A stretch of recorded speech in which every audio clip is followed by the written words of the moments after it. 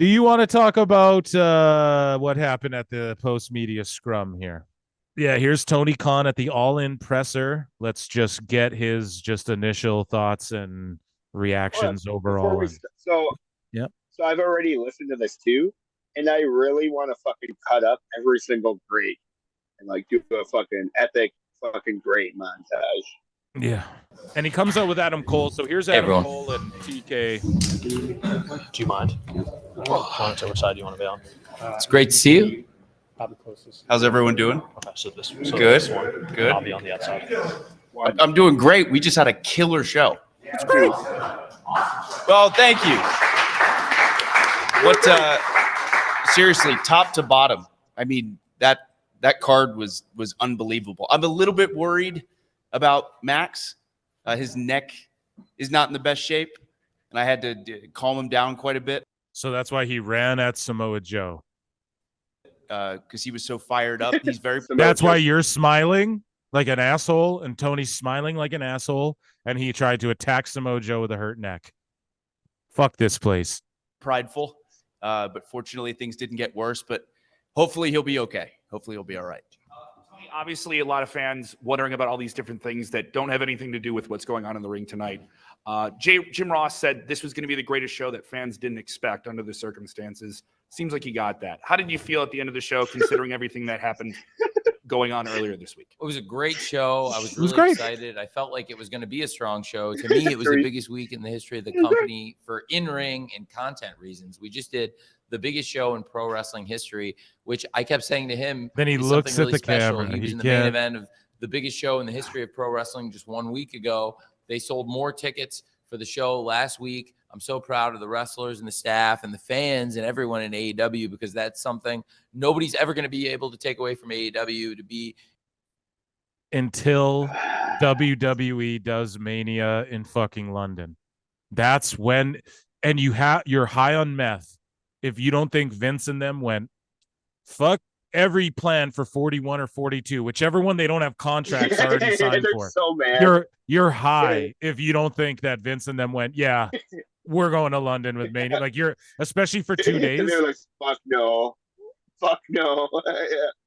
Yeah, they're gonna go great. They're gonna go shatter this record, like, no joke, you know. In the history books forever. Look at Tony's face. Anywhere you pause it. The best part of these press scrums is anywhere you pause it, you get an epic. Here 1 week later, I knew. Here's like nervous Tony. Knew it would be a big challenge to follow that, and there's like looking at delicious food, Tony. And there's been a lot of things happening this week in and out of the ring, but I think from a wrestling standpoint, it was exciting to be able to come here and follow it. And I was really excited. And it's, pretty telling to me personally.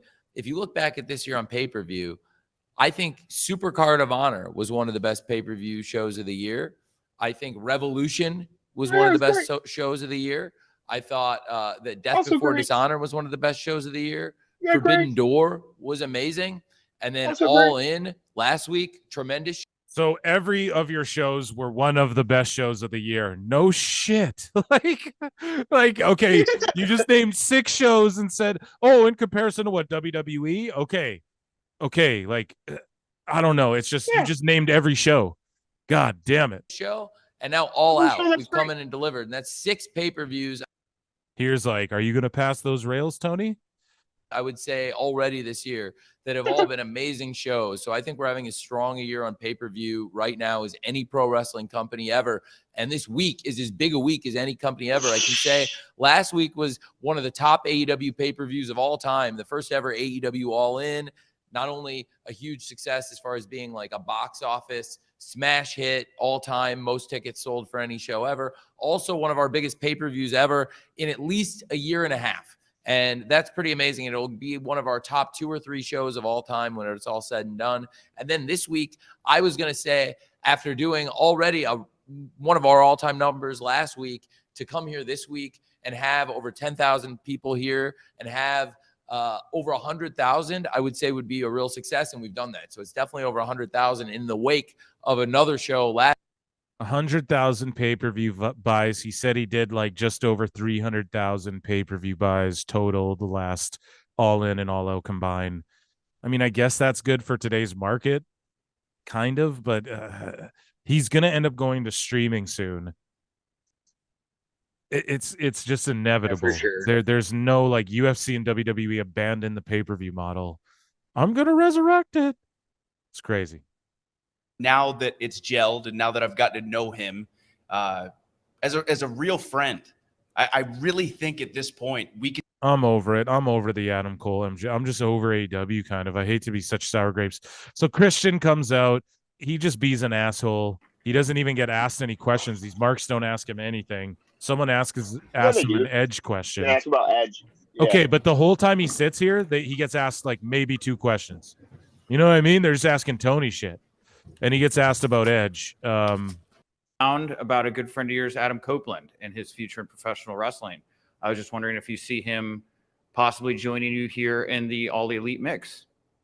I only talk about myself and Luchasaurus.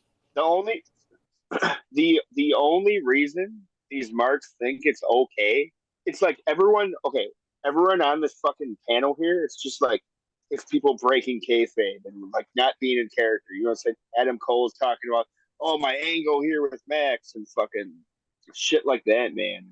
Here's fucking Pete's in character and fucking yeah, I don't know, like being a professional, man. Because I was gonna say that too. Like, there's a part where they're like, "Oh, I see you're kind of doing more heel stuff," and now that's the direction. It's just like, what the fuck are you idiots talking about? Like, either do it a shoot or do it a work.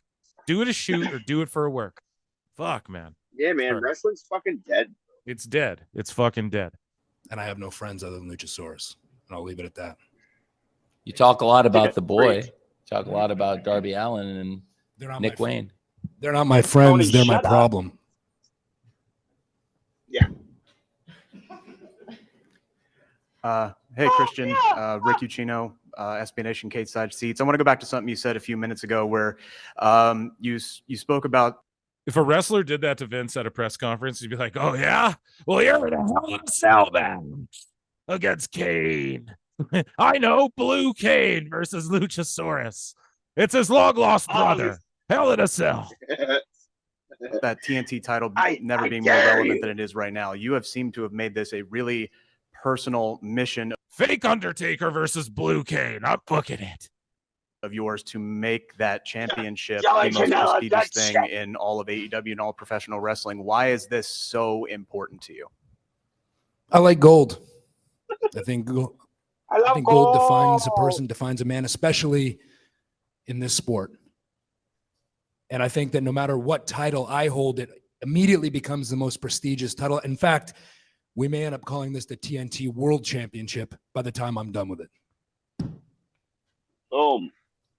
So, and then Chris Statlander comes out. We don't need to go through it all. She cries about Orange Cassidy. So I try to being that in a nutshell. What he was about to get himself into. And I think at the end, after everything had went down, all of us, me, Trent, and Chuck, we were all standing in there about to cry, like about to hug him. And we were all like trying to hold back tears. So they'll probably be mad at me for saying that we were all about to cry, but the longest reigning title defenses international champion cried when he got his dream match against Moxley. Like, come on, man. Like, the other guy should be chasing him, not the other way around. It's insane. Imagine being a fucking Zoolander, Mark.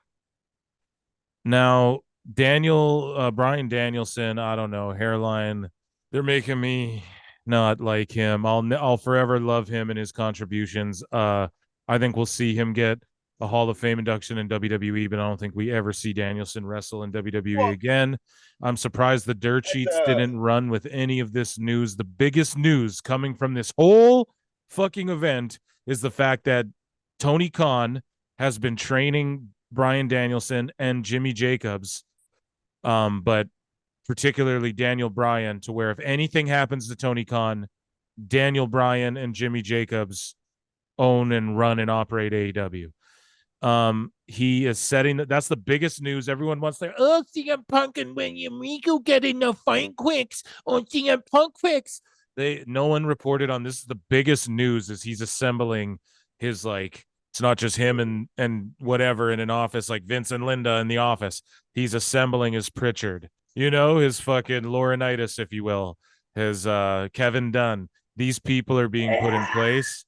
And Danielson is you guys need to understand that. This is the biggest news coming from anything. He's literally training Danielson and Jimmy Jacobs to essentially be able to operate and run everything AEW, and even further than that, like Jimmy Jacobs is just working with Tony Khan, period, like his life, period.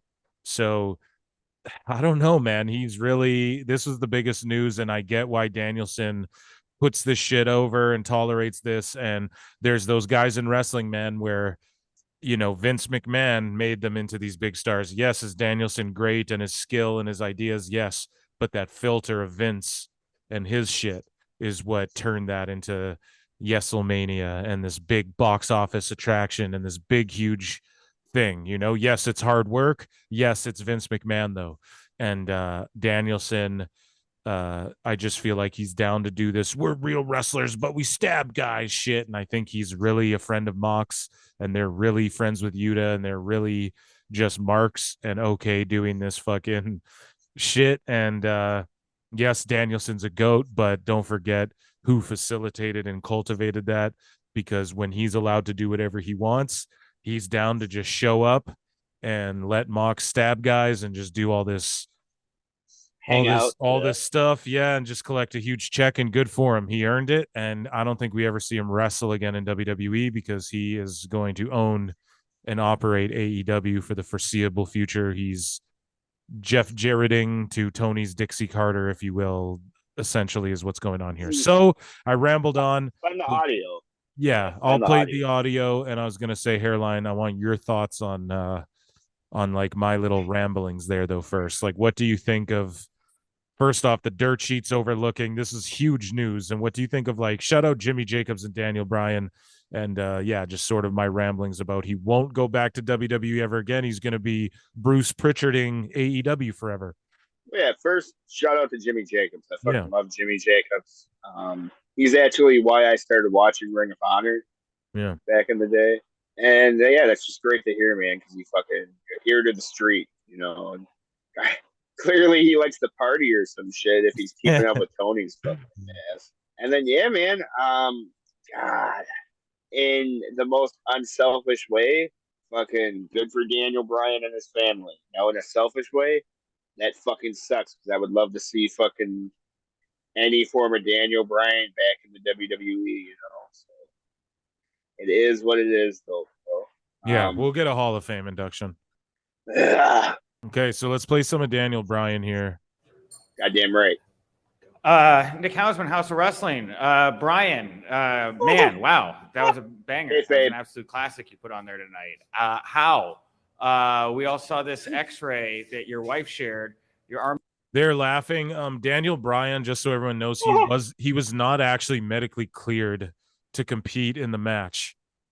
He just went out there last minute and just said, "What a moron!" and just said, "Old school." It's just like, I give him his props for that. He's a legend, bro. If he wants to make that call, he's allowed to make that call. But it was his arm. Okay. It's not like his arm's gonna get chopped off, bro. He's fine. He knows what he can do. He wouldn't go out there if it was like his brain or a concussion. Yeah, I'd be like, don't do that for me. But he earned that right to be able to go, no, I'll go out there, brother. Yeah. Arm looked like it had been snapped in two. What did you do to be able to come back so quickly and perform as you did tonight? So one, I had an excellent opponent tonight. And I think every time people see Ricky Starks, every time Ricky Starks gets an opportunity, he knocks it out of the park. And I will be the first one to say, and this is outside of like within our stories and what we do, he carried me through that match tonight. And I'm good at certain things. I'm good at a decent amount of things, and I'm confident in saying that. I can fire up, I can do all these things, but he was the one who carried me through that match.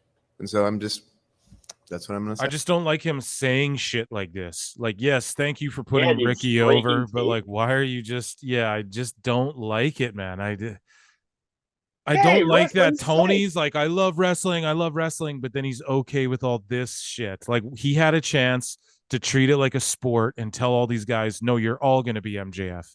You all do your gimmick. And if you do it, I'll fucking pay you. I'll make you rich, like, but just fucking work with me here. But he just, and I get it. Oh, there's like social media.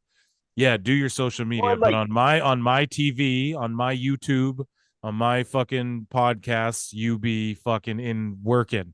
And Aubrey, you're not doing a podcast. You're a ref. No one gives a fuck what the fuck you have to say. You're not fucking Mike Chioda or fucking Earl Hebner. Like, get the fuck out of here. No one cares. But yeah, so I just don't like this. I don't like what they're doing. They're making me not like Daniel Bryan. If this is enough to make you not like Daniel Bryan, well, no, it's not enough. Clearly, I come back and I put him over as one of the GOATs. But this is making me Are you go, already defending yourself? yes, because I just know, like, idiots just try and do this. But what aboutism? No, it's just like, I just don't. Yeah, tribalism. I just It's like I can't. said, man.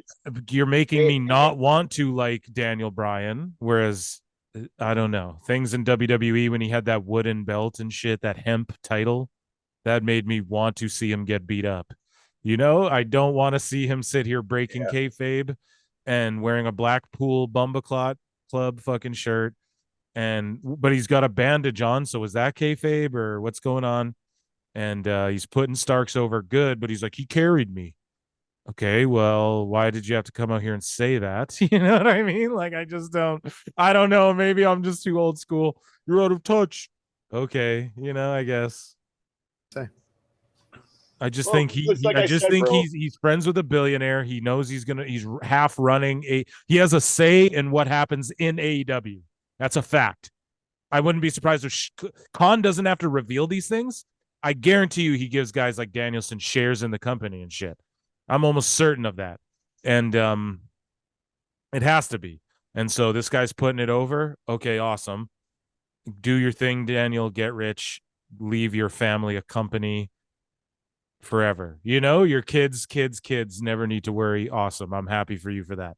But I don't have to like it when it comes to kayfabe, brother. Sorry, what were you going to say, Hairline? This is just more fucking repercussions from Tony Khan playing fucking Mark Booker, man. Like, the fact that Daniel, tell us about breaking kayfabe. And Daniel, I can't wait. Okada. Yeah. Strap match, Okada. Yeah, it'd be Okada. You guys know that? It's just all like, man. It's just, it crushes my dreams. I'm like, fuck yeah, we'll never get like this Danielson versus like a McIntyre or a fucking Gunther, or like doing some boss shit with Cody or Brock and Danielson again. I know he's like, I did some of that, but there's a whole new generation of, yeah. He did put Roman over on the way out too. Big body shit, but he's a GOAT. Nothing can take away from being. It's like Hulk Hogan breaking kayfabe, and it's like, or Terry Funk breaking kayfabe. Like it does rub me the wrong way too. I'm not fucking sitting here going like just putting it on Danielson, but I don't like that AEW gives him, at our press scrum, let's just fucking totally break. And guys, I don't like when WWE does it either. I don't like after the Mountain Dew shit that fucking Bray Wyatt comes out there and fucking talks about it after. I didn't like that, RIP, but I don't like that either. I like when Cody sits up there and tries to keep it a shoot or a work shoot work. I like that. I like Christian coming up, staying in character. I'm rambling on this. It's a 1 million hour long episode, but it has to be said. Dominic D'Angelo inside the ropes. I kind of wanted to get your perspective too. The ending of that match was pretty epic in a lot of ways and reflected Steve Austin at WrestleMania 13. Kind of wanted to get your guys' vibe on Ricky Starks, kind of establishing himself maybe as a top star moving forward, Brian. And as a quick follow-up, last time I asked you about the books you're reading, what are you currently reading? Oh, gosh. What are you currently reading? You're not his friend, A, and B. I just wanted to ask you about Ricky Starks and what books are you reading? No, you didn't just want to ask him about Ricky Starks because he answered that question just before in the last question. He put Ricky Starks over and said he carries the ball, and when you give him an opportunity, he stands out. Blah blah blah blah. So he already said that question, but you're such a mark friend, bad reporter, and that's why you're in this room in the first place. And they're just cultivating an echo chamber bubble, and you're just sitting in there saying this, and you didn't even listen to him answer your question. You didn't have a backup question. You just want to ask him about his books and be a fucking mark. I can't stand this, and this is why PWT is the top pot in. This is why we have the best listeners, and people are we just divert that whole dumb shit and go, first off, you didn't even listen. I'm going to dissect the reporters in this bitch, guys. We're watching you. Be ready. PWT's on the case. Paul Nolan's watching, baby. Paul Nolan reports, baby. Paul Nolan. Yeah, shout out Paul Nolan, baby. It's not house. UK branch. It's not house. Don't you dare call it house music. On me, like trades and sports, it's sometimes everything's in, two parties' hands or multiple parties' hands in this case. So I would love to use Final Countdown again. Hopefully we can keep working it out. They mark out over the music. Yeah. Imagine, would Vince ever sit there and mark out over the music they got to use? Yeah, Nicki Minaj or something. Yeah. And Tony, I own that. Tony starts talking about we're on the plane. Willing to give to other wrestlers and give to the sport than Bryan Danielson. And I think that's why his legacy is going to endure forever. He's one of the greatest wrestlers ever. I love working with Bryan. This year, especially, have gotten to spend more time with him, getting to know him better and better, and really love to bounce ideas off him and talk to him every week about stuff. I think my travel schedule and the work schedule I keep up is so ridiculous that for a few weeks Bryan flew with me, and I think that was ill-fated. He couldn't keep up with the ridiculous pace that is me, and he made a really good recommendation to me for me to get Addies. A production. I don't know what the best word to use is, but somebody to help me as a coordinator, who travel with me, help me keep myself organized, like an organizer. Listen to this though. He's got someone to travel with and keep him organized, and that's what Daniel recommended. And Daniel, who's friends with Jimmy Jacobs, obviously, Daniel recommended Jimmy Jacobs, and Daniel was flying on the plane to be that guy. So you guys have to understand what's going on here. This is the biggest news. Every time the Revolution, they go, Tony Khan goes, we're becoming more like we're doing more WWE hour-to-hour format, da-da-da-da-da. And then a month later, they're going, oh, do you guys notice it's WWE? None of these reporters are reporting on real shit. They just want their clickbait garbage. William Regal and CM Punk. And I saw a headline, Punk did more than just lunge at Tony Khan. It's like, you guys still aren't over this. Tony Khan's telling you guys that Jimmy Jacobs is his Bruce fucking Pritchard, and he's training, and he told his dad, God forbid one of these private plane rides fucking crashes into the Appalachia, into a fucking flyover state. Fucking Danielson is going to be the one in charge of AEW, is what he's told his father. Do you not understand the implications of what's being said here? It's crazy. So, I don't know, no news sites, none of the dirt sheets, no journalists ran with this. They're just talking about it today. It's like, fuck you guys. It's crazy. You know what I mean? Sorry, we're going to continue along with this, but Khan is really building his squad of people. And so there's going to be the for lifers, man. And I think this is going to turn into some TNA type shit. I think a Dixie Carter type. I don't know. This is the biggest news ever. And this is why Danielson, I think, is okay to just put this shit over and be like, fuck it. Just have fun. My final years, I'll do whatever I want. Wrestle the guys I want. Fuck it. Good for him. Yeah, man. Good for him, man. Good for him and his family. Work with me because I do so much. And I do so much stuff. And somebody who comes up with really good ideas, somebody who's also really selfless and has the same spirit. And that was Jimmy Jacobs. And Jimmy came in. It was Bryan's idea. Jimmy flies everywhere with me, everywhere I go. And it was a great idea by Bryan because now I have somebody who goes everywhere. He moved to Jacksonville, and the the big backyard that is Jacksonville, Florida, where I do have all the booking. He's, to have somebody I can fly in and out of every show with. It's really great. It was a great suggestion for Bryan, and I think it probably helps you get back to the good work-life balance for you, where you don't have to fly everywhere with me every but I think it's been really good this year because we added Collision. So going from 3 hours a week of wrestling television to 5 hours is a major, major leap. And now we've been doing more events. Last year, we stepped it up. We had done 4 pay-per-views the year before.